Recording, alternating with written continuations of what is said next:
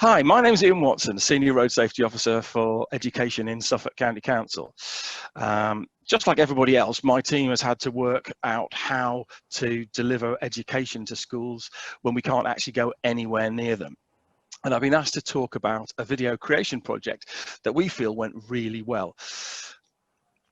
But it wasn't me that did the work, so I'm going to get the two who actually did the work to tell us about it. So let me introduce Holly Jacobs and Martin Andrew.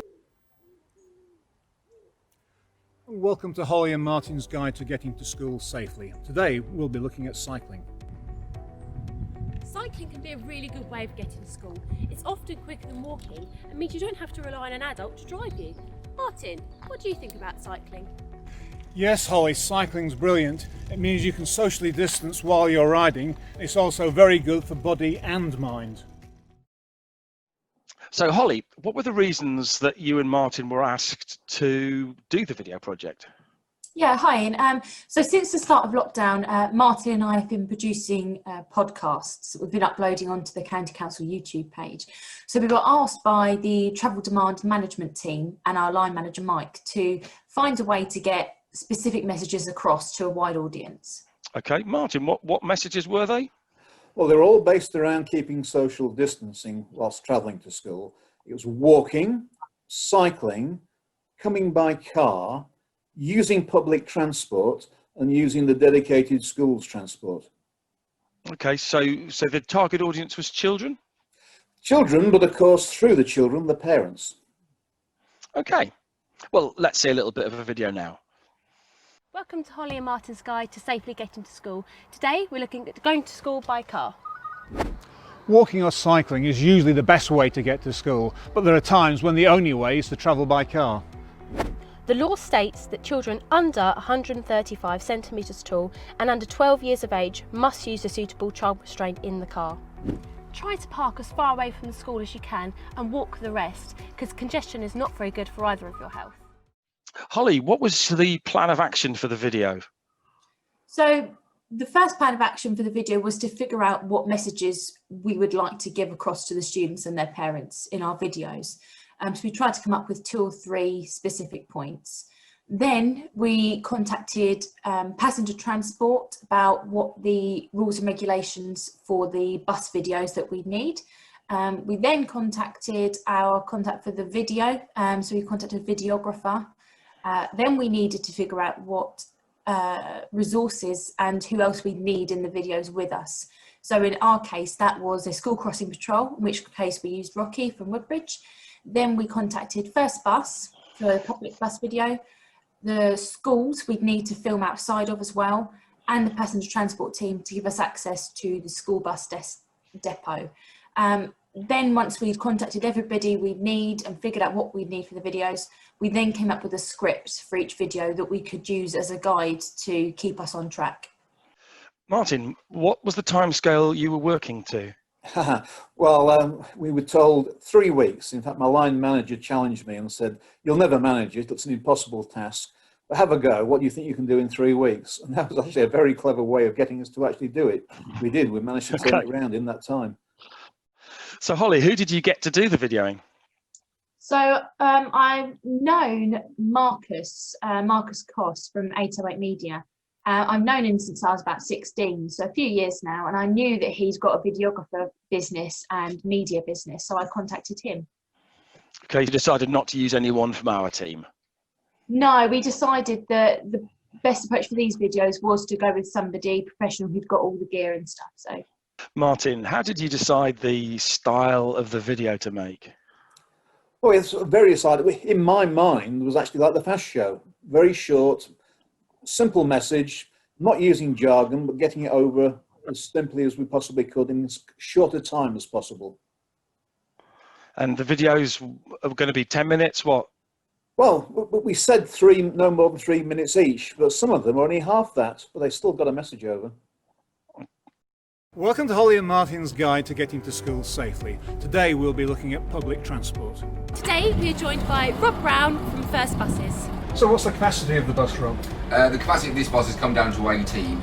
It can normally take about 60 people, but with the reduced seating on the buses, that's come right down. So no standing then? No standing at all, no. So it's only seated passengers at all times. So Rob, we're encouraged to use M-tickets and contactless. How does that work? Yes, so the M tickets are mobile phone tickets, so people can purchase their monthly tickets or weekly tickets on the mobile phones. They can just be scanned on the machines, and we're also encouraging people to use contactless payments wherever possible. Face coverings, Rob, are mandatory on this bus? Yes, so everybody who gets on the bus, they have to use a face covering of some kind. Anybody 11 and over has to wear them, unless of course they're exempt for medical reasons. So, Tell me about the videoing process. So in total, the videos took about a day and a half to film, in which we used Rocky, our school crossing patrol, on Wednesday evening, and we had really good help from First Buses, and in particular Rob Brown was really great in giving assistance with the public bus video, and it also really helped that we were really lucky with the weather. Did you stick to the scripts, Martin? We tended to. We had a script that was given to us by our own transport team, which you delivered for us, Iain. Thanks very much.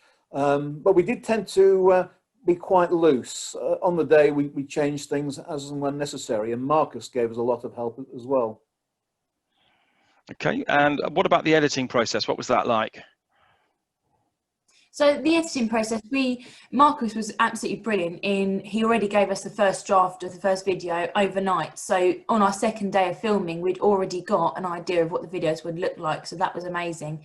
And then once we'd filmed the videos, Marcus and I worked together over the bank holiday weekend to get it done in time.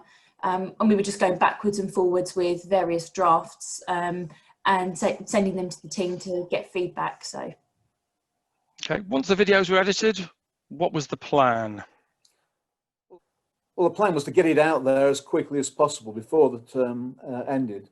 Our own comms team helped. We used Twitter a lot, but probably the best one, we sent it to all the schools we knew, all our contacts, and asked them to share it with parents, and that's what they did. Welcome to Holly and Martin's guide to safely getting to school. We know a lot of you students at home may get a school bus, just like this one, to get to school, and that's what we're going to be talking about today. And we're joined today by Senior Road Safety Officer Iain Watson, who will be answering questions on behalf of this passenger transport team. Do you have any plans should schools increase the length of the school day? School transport will continue to operate the same timetable. Changes will only be permitted if it doesn't affect other services or other operators.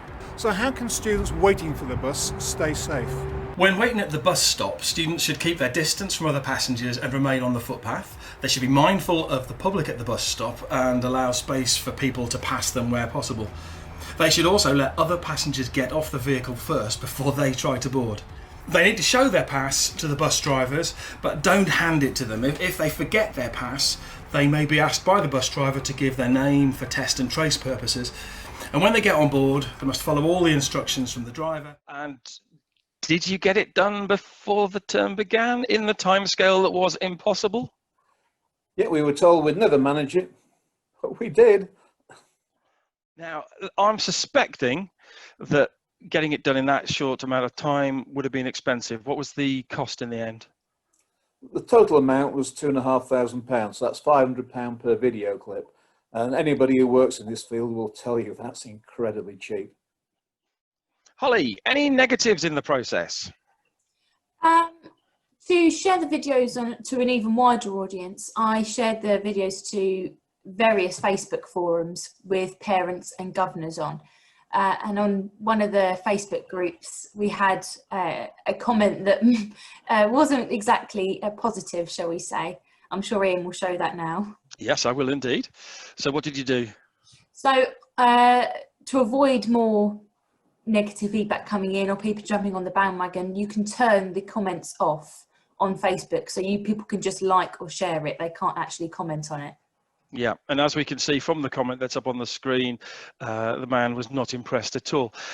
Martin, we disabled the comments, but I'm not sure that you 100% agree with that. Well, I'm in two minds, but my sort of own personal opinion is even bad comments elicit conversation. We have people conversing with us about road safety, something we've never really been able to do much in the past. Okay. I mean, I take that. I think Holly made the right decision in this instance, because obviously we're wanting children to see these videos, and we didn't want them to be sort of drowned in negativity or potential foul language, etc. So, yeah, but I quite agree. It's nice to get a conversation going. So, Martin, can you sum up easily the advice so that anybody else can repeat what we did? I think really it's keep it as simple as you possibly can, avoid anything technical, keep it very short, don't overthink things, just go for it. Even if it's a disaster, it doesn't matter, you've tried it. And ours hasn't been a disaster. How many views have we had now, Holly?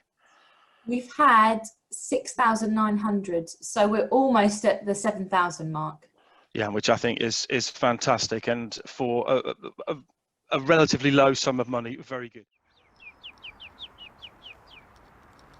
Welcome to Holly and Martin's guide to safely getting to school. Today we're going to be looking at walking.